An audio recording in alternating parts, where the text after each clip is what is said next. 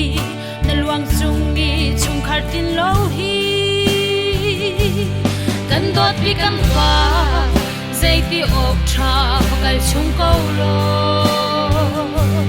kan sum i kan bia chiao mi kan pa pathian sina chun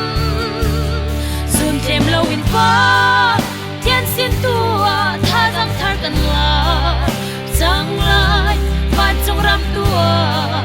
ton chanak ni chan sum kan ha lai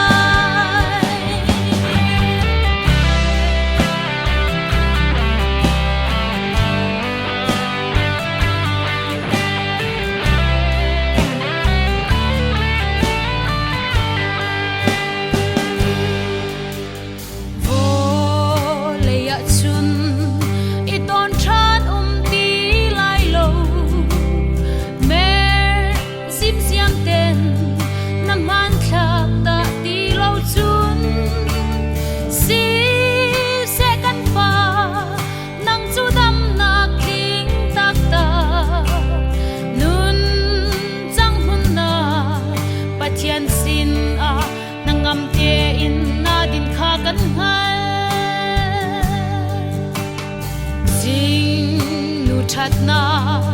na rel ton nak cha boy le na thu dan chu kan biak chung lum pa thiam đi van sui thu dan cha boy an khen biak sang đi kan ngat cha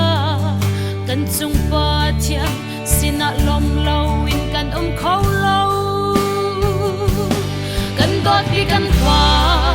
dây ti op tha pakal chung ko lo kan sum i kan bia chiao mi kan pa pathian sina chun chung khar ting te in van selem thar a kan i ton chan lam tiang phang tha chung kun mu sian lo tuk mi kan dot kan pa o